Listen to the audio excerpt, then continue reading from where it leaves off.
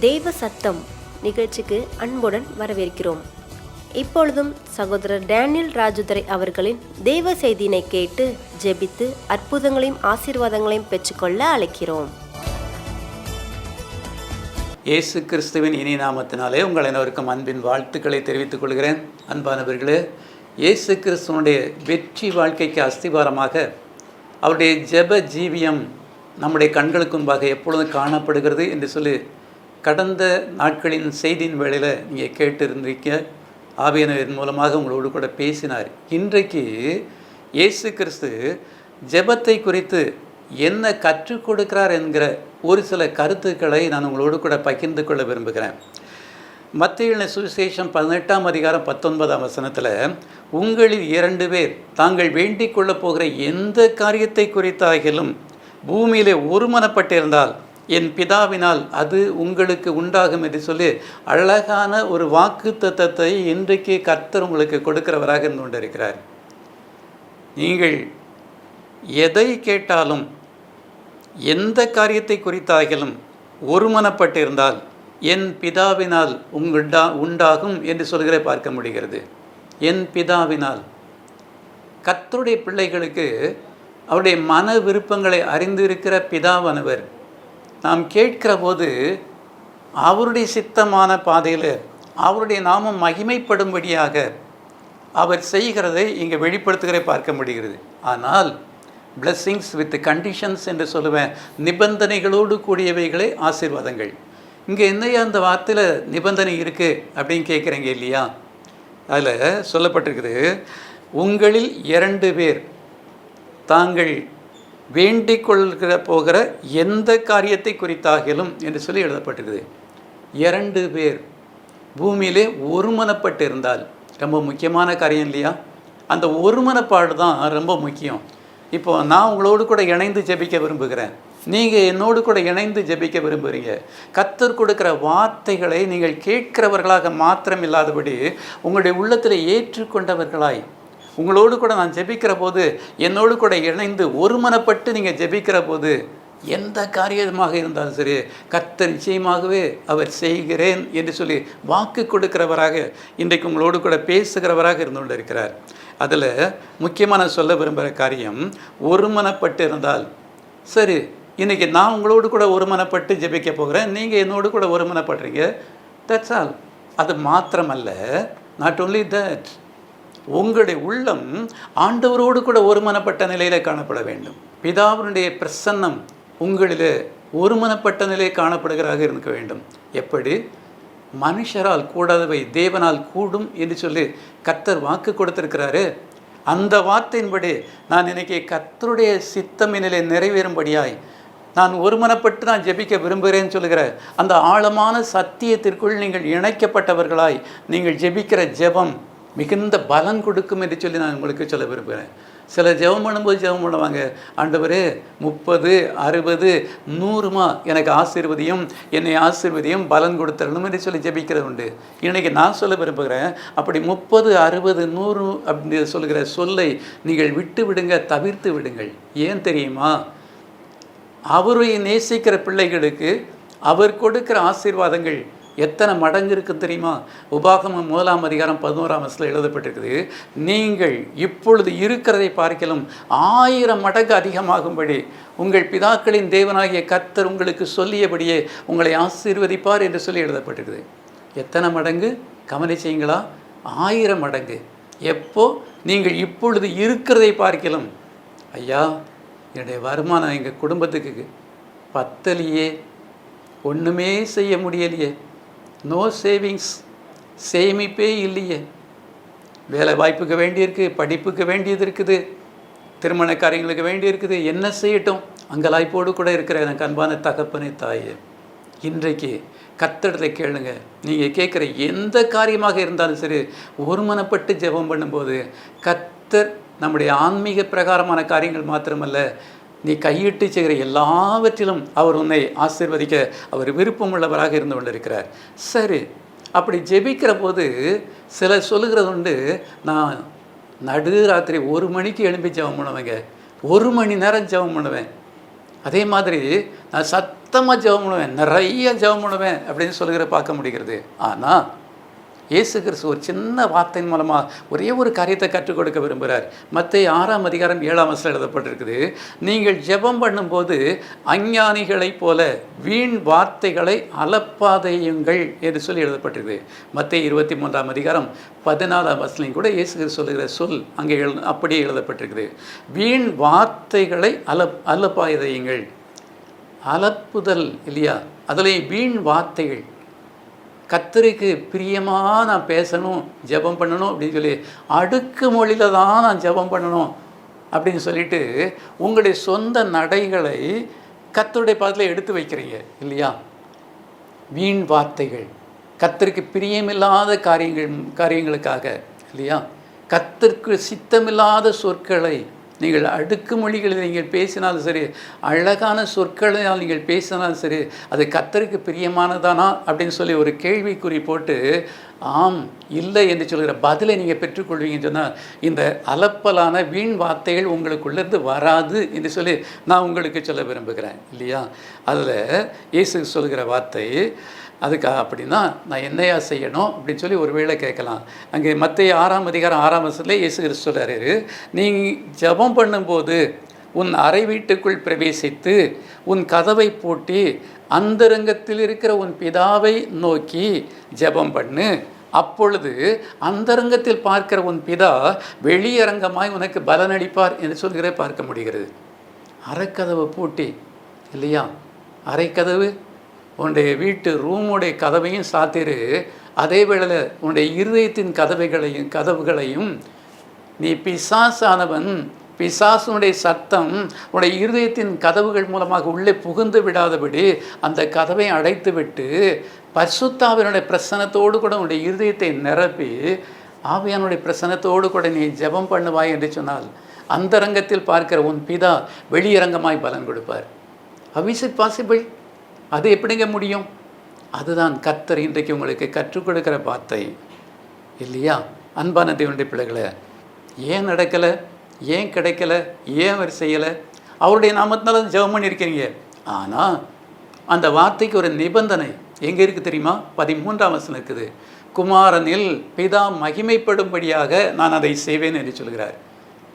இயேசு கிறிஸ்துனுடைய நாமத்தின் மூலமாய் பிதாவுடைய நாமம் மகிமைப்படும்படியான காரியங்களாக நீங்கள் ஜெபிக்கிறீர்களா? நீங்கள் ஜெபிக்கிற காரியங்கள் உங்களுக்கு நடக்கிற போது, கிடைக்கிற போது, பெற்றுக்கொள்கிற போது அவருடைய நாமத்தை நீங்கள் மகிமைப்படுத்துகிறவர்களாக காணப்படுகிறீர்களா? இது என்னுடைய தனிப்பட்ட திறமையில் இல்லை, கர்த்தரே இதை செய்தார். அவருடைய நாமத்தின் மூலமாக இதை நான் பெற்றுக்கொண்டிருக்கிறேன்னு சொல்லி அவருடைய நாமத்தை பெற்றுக்கொள்ளும்படியாய் உங்களுடைய இருதயம் அவருடைய பார்வையில் எப்படிப்பட்டதாக இருந்து கொண்டிருக்கிறது? அவருடைய நாமம் மகிமைப்படும்படியாக என்று 13 சொல்லப்பட்டிருக்கிறது. இன்றைக்கு அப்படிப்பட்ட காரியங்களோடு கூட நீங்கள் ஜெபிக்கிற போது நிச்சயமாகவே எதை கேட்டாலும் அதை நான் செய்வேன் என்று சொல்லி கர்த்தர் வாக்கு கொடுக்கிறார். அன்பான தேவனுடைய பிள்ளைகளை, அதில் நான் சொல்ல விரும்புகிற காரியம் யோவான் 14:13 நீங்கள் என் நாமத்தினாலே எதை கேட்பீர்களோ குமாரனில் பிதா மகிமைப்படும்படியாக அதை செய்வேன். அப்படின்னா யாருடைய நாமம் மகிமைப்படணும்? இன்றைக்கி நிறைய பேர் பிரசங்கியாருடைய நாமத்தை மகிமைப்படுத்துகிறீங்க இல்லையா. நான் இந்த பிரசங்கியார்கிட்ட போய் நான் ஜெபம் பண்ணேன், இந்த பிரசங்கியாருடைய கூட்டத்தில் போய் நான் பகிர்ந்து கொண்டு ஜெபம் பண்ணேன், அவர் ஜெபம் பண்ணும்போது எனக்கு நடந்தது, அவருக்கு சாட்சியாக நீங்கள் சாட்சி சொல்கிறீங்க இல்லையா. அவருடைய பெயர் பிரஸ்தாபத்துக்காக, புகழ்ச்சிக்காக நீங்கள் சாட்சி சொல்கிறீங்க இல்லையா. என்னையோடு கூட நிறுத்தி கொள்ளுங்கள். யாருடைய நாமம் மகிமைப்படணும்? குமாரனில் பிதாவுடைய நாமம் மகிமைப்படும்படியாக அதை நான் செய்வேன். நான் ஒரு சேர்த்து சொல்ல விரும்புகிறேன். குமாரனில் பிதாவினுடைய நாமம் மட்டும் மகிமைப்படும்படியாக நான் அதை செய்வேன். புரியுதா? விளங்குதா? நான் ஜெபம் பண்ணினேன், கர்த்தர் கேட்டார், கர்த்தர் எனக்கு இறங்கி அதை செய்தார் என்று சொல்லி நாம் அவருடைய நாமத்தை மகிமைப்படுத்துகிறவர்களாக காணப்பட வேண்டும். வெளிப்படையான காரியத்தை நம்முடைய முகத்தின் மூலமாக அறிந்து கொள்ள முடியும். ஆனால் நம்முடைய இருதயத்தின் காரியங்களையோ பரமபிதா அறிந்திருக்கிறார். மார்க் 11:24 இயேசு கற்றுக் கொடுக்குற ஒரு ஆழமான ஒரு சத்தியத்தை மாத்திர சொல்லி உங்களோடு கூட இணைந்து நான் ஜெபிக்க விரும்புகிறேன். அங்கே எழுதப்பட்டிருக்குது, நீங்கள் ஜெபம் பண்ணும்போது எவைகளை கேட்டுக்கொள்வீர்களோ அவைகளை பெற்றுக்கொள்வோம் என்று விசுவாசியுங்கள், அப்பொழுது அவைகள் உங்களுக்கு உண்டாகும் என்று சொல்லுகிறேன் என்று சொல்லுகிற பார்க்க முடிகிறது. பெற்றுக்கொள்வோம் என்று விசுவாசியுங்கள். 2 சொல்ல நான் ஜெபத்துக்கு பதிலை பெற்றுக்கொள்வதற்கு அஸ்திபாரமான சொல்லுகிறது உண்டு. 1 விசுவாசம், 50% விசுவாசம், 50% கர்த்தருடைய வார்த்தையில் இருக்கிற வல்லமை.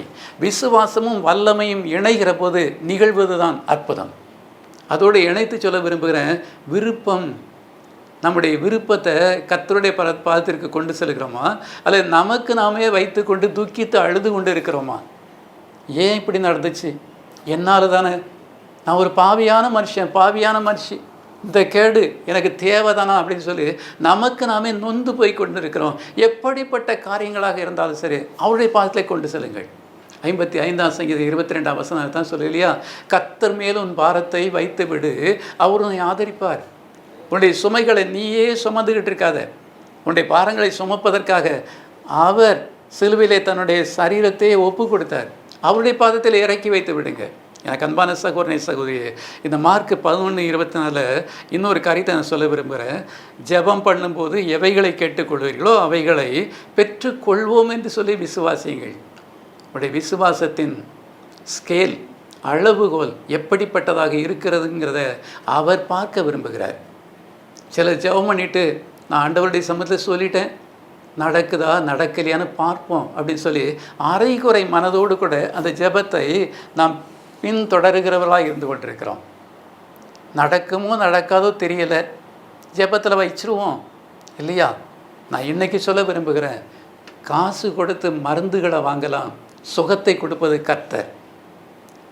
பணத்தை செலவழித்து மெத்தைகளை வாங்கலாம், தூக்கத்தை கொடுப்பது கர்த்தர். பணத்தை கொண்டு புத்தகங்களை வாங்கலாம், அறிவை கொடுப்பது கர்த்தர். எதுவாக இருந்தாலும் சரி, கர்த்தருடைய பிரசன்னம் இல்லாதபடி, கர்த்தருடைய நாமம் மகிமைப்படுவதற்கு ஏதுவாக இல்லாதபடிக்கு எதையுமே பெற்றுக்கொள்ள முடியாது என்பதை நீங்கள் அறிந்து கொள்ள வேண்டும். ஆனால் இங்கே இயேசு கிறிஸ்து என்ன சொல்கிறாரு, பெற்றுக்கொள்வோம் என்று விசுவாசியுங்கள். நிச்சயமாக நடக்கும், கர்த்தர் தருவார், கர்த்தர் செய்வார், நான் பெற்றுக்கொள்வேன், அவருடைய நாமத்தை நான் மகிமைப்படுத்துவேன்னு சொல்லி இன்றைக்கி ஒரு சின்ன தீர்மானம் எடுங்க. இன்றைக்கி நீங்கள் என்ன காரியங்களுக்காக ஜெபித்து கொண்டிருந்தாலும் சரி அவைகளை பரிபூர்ணமாய் பெற்றுக்கொள்வீங்க. நான் எவ்வளவோ வருஷமாக ஊழியம் செய்துக்கிட்டு இருக்கேன், பலனே இல்லையே. எனக்கு அன்பான சகோதரனே, உங்களுடைய ஊழியத்தின் பாதையில் சோர்ந்து போயிருக்கீங்களோ, அட்வர்ட்ஸ் தாட்ஸுக்கு இடம் கொடுக்காதீங்க, பின்னோக்கமான சிந்தனைகளுக்கு இடம் கொடுக்காதீங்க. கோ ஃபார்வேர்டு, முன்னோக்கி செல்லுங்கள். ஆண்டவருடைய பிரசன்னத்தோடு கூட செல்லுங்கள், ஆண்டவருடைய வல்லமையோடு கூட புறப்பட்டு செல்லுங்கள். நீங்கள் போவதற்கு முன்பாகவே கர்த்தர் அந்தந்த இடங்களிலே அநேக ஆத்துமாக்களை உங்களுக்கென்று வைத்திருக்கிறார். நீங்கள் செல்வதை தான் தாமதம். இணைந்து ஜெபிக்கலாமா? கிருபையில் ஐஸ்வரம் நல்ல தேவனே, இந்த சிறிய ஜெப வேளைக்காய் ஸ்தோத்தரிக்கிறேனப்பா.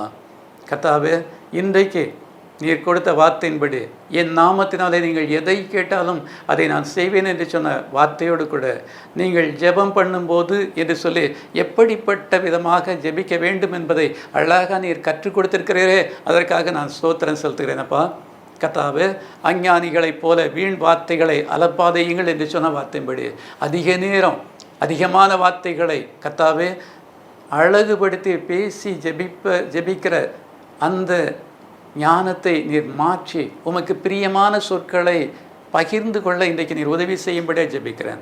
கர்த்தாவே, அந்தரங்கத்தில் பார்க்கிற உன் பிதா வெளியரங்கமாய் உனக்கு பலனளிப்பார் என்று சொன்ன வார்த்தையின்படி தனி ஜெபத்தின் மூலமாக ஒவ்வொரும் தங்களுடைய இருதயத்தில் பரிசுத்தாவினுடைய பிரசன்னம் நிரப்பப்பட்டவர்களாய் இன்றைக்கு கர்த்தாவே ஒரு புதிய விசுவாசமுள்ள வார்த்தையை அவர்களுக்குள் நீர் கர்த்தாவே ஊற்றப்படும்படியாக ஜெபிக்கிறேன். எஸ் லார்ட், பெற்றுக்கொள்வோம் என்று சொல்கிற விசுவாசம் குறைபட்டவர்கள் இன்றைக்கு நிறைவுகளை பெற்றுக்கொள்ளட்டும். Thank you Jesus. பணம் சம்பாதித்து கொடுக்காததை பரமபிதா எனக்கு அருளிச்சிய வல்லமையுள்ளவர் என்று சொல்லி விசுவாசத்தோடு கூட காணப்பட நீர் உதவி செய்கிறக்காய் இருக்கிறேன். வருஷங்கள் கடந்து போய்விட்டதோ, காலங்கள் கடந்து போய்விட்டதோ, இனியுமா நடக்கப் போகுது என்று சொல்லி கர்த்தாவே சோர்வோடு கூட காணப்படுகிற உள்ளங்களை நான் அந்த வேலையை பார்க்கிறேன். மனதுருகி மனம் இறங்கி கர்த்தாவே, வருஷங்கள் கடந்தாலும் காலங்கள் கடந்து போனாலும் மனுஷர்கள் தயவு அற்றுப்போன நிலையிலும் கர்த்தர் நீர் இன்றைக்கு மனம் இறங்கி மனதுருகி நீர் செய்கிற உதவிகள் உம்முடைய நாமத்தை மகிமைப்படுத்த இப்பொழுது கர்த்தாவே பிரத்யேகமாய் காணப்பட நீர் உதவி செய்யும்படியே ஜெபிக்கிறேன். நன்றி இயேசு சுவாமி. பெற்றுக்கொள்வோம் என்று சொல்கிற விசுவாசத்தோடு கூட இன்றைக்கு யார் யார் இப்பொழுது ஜெபித்து கொண்டிருக்கிறார்களோ பரிபூர்ணமாய் பெற்றுக்கொள்ளட்டும். அரைகுறையாக அல்ல, பரிபூர்ணமாய் பெற்றுக்கொள்ளட்டும். உம்முடைய நாமம் மாத்திரம் மகிமைப்படட்டும். ஆசீர்வதியும். இயேசுவின் நாமத்தில் ஜெபிக்கிற நல்ல பிதாவே, ஆமென், ஆமென். எங்கள் தொடர்பு முகவரி சகோதரர் ஆர் டேனியல் ராஜதுரை, எண் 3, மீப்பர் நகர் காலனி 2, திருநெல்வேலி 627007. மொபைல் 9443206888 மற்றும் 9444307588.